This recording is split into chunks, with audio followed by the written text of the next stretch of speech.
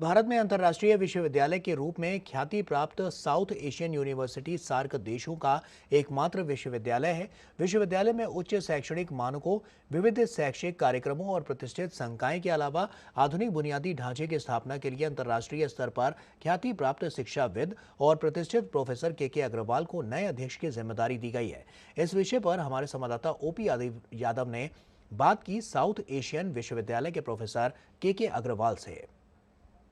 शिक्षा के क्षेत्र में वैश्विक जगत में ख्याति प्राप्त जाने माने शिक्षाविद डॉक्टर के अग्रवाल को साउथ एशियन यूनिवर्सिटी का अध्यक्ष बनाया गया। ये बात करते हैं सर, शिक्षा के क्षेत्र में आपका उत्कृष्ट योगदान न केवल भारत बल्कि वैश्विक जगत में जाना जाता है।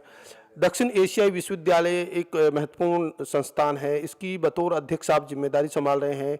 आपका विजन क्या है? ऐसा है कि ये जो विश्वविद्यालय है ये भारत में स्थापित किया गया और इसकी बहुत ही एक यूनिक स्थान है, क्योंकि ये विश्वविद्यालय अंतर्राष्ट्रीय विश्वविद्यालय 8 देशों द्वारा स्थापित पहला विश्वविद्यालय है। इसके 8 देश इसको फंड करते हैं, 8 देश इसको गवर्न करते हैं, तो जिम्मेवारी बहुत बढ़ जाती है।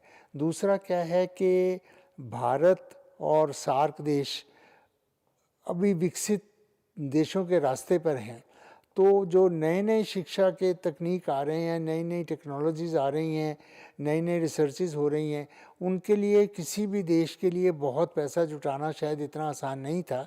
तो इसीलिए ये प्रयास किया गया कि ये सार्क देश मिलकर एक विश्वविद्यालय बना लें जिनमें रिसर्च के उन क्षेत्रों पे रिसर्च हो जो सारे देशों के लिए उपयोगी सिद्ध हों। उस हिसाब से इकोनॉमिक कंसिडरेशन के हिसाब से भी खर्चे का बंटवारा हो जाएगा, तो सबके काम आ जाएगा।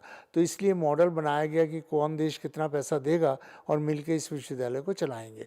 तो मुझे लगता है इस विश्वविद्यालय का जो क्वालिटी उद्देश्य है वो सारे देशों को बहुत मदद करेगा, और इसीलिए इस विश्वविद्यालय में ज़्यादा जोर पीएचडी एजुकेशन में और पोस्ट ग्रेजुएट एजुकेशन पे है। भारत अपने पड़ोसी देशों के साथ सामरिक और सांस्कृतिक संबंधों को हमेशा बढ़ावा देता रहा है और जरूरत पड़ने पर मदद भी करता रहा है।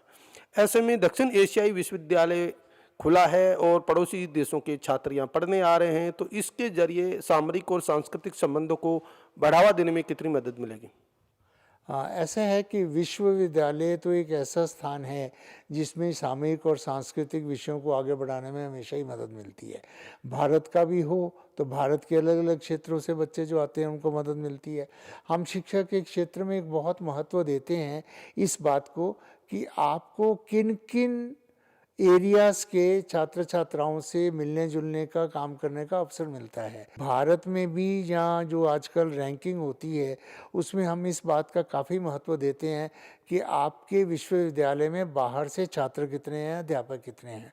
तो ये तो एक ऐसा विश्वविद्यालय है जिसमें 50% छात्र भारत से बाहर के आते ही हैं और 30-40% टीचर भी अल्टीमेटली हो जाएंगे। तो इसलिए वो जो हर बच्चे को ये ट्रेनिंग अपने आप में मिलेगी कि वो अलग अलग देशों के छात्र छात्राओं से कंधा मिला के प्रोजेक्ट कर रहा है, एक्सपेरिमेंट कर रहा है, मैच खेल रहा है, मेस में जा रहा है, तो वो एक ऐसी ट्रेनिंग होगी जो एक जिसे ग्लोबल सिटीज़न कहते हैं, जो हमने नेशनल एजुकेशन पॉलिसी में एक मापदंड भी रखा है प्रधानमंत्री जी ने कि शिक्षा नीति को ग्लोबल सिटीज़न बनाने चाहिए।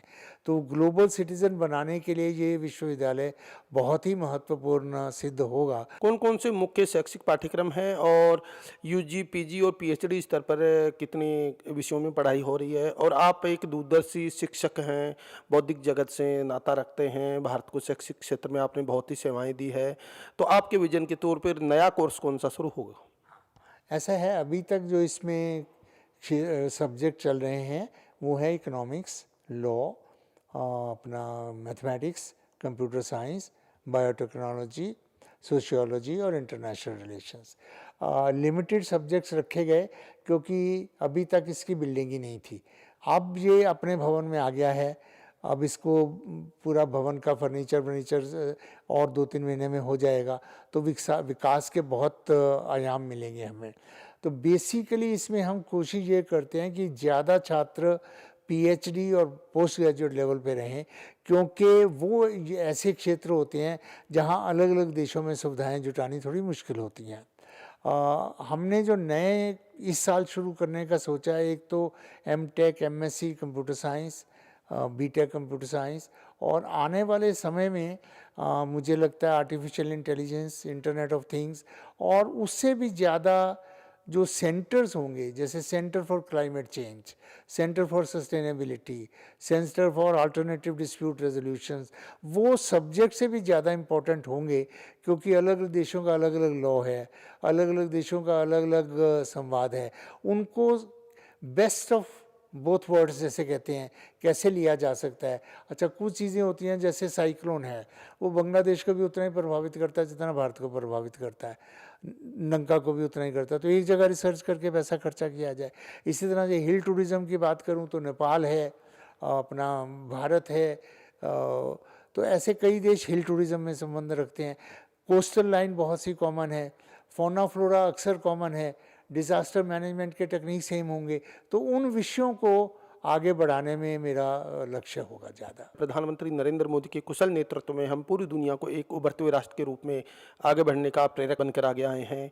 ऐसे में प्रधानमंत्री नरेंद्र मोदी के उस विजन को, जिसमें वैश्विक जगत को हम नेतृत्व करें और आगे बढ़ाएं, उसमें आपका ये विश्वविद्यालय ग्लोबल इमेज भारत की बनाने में कितना मददगार साबित होगा?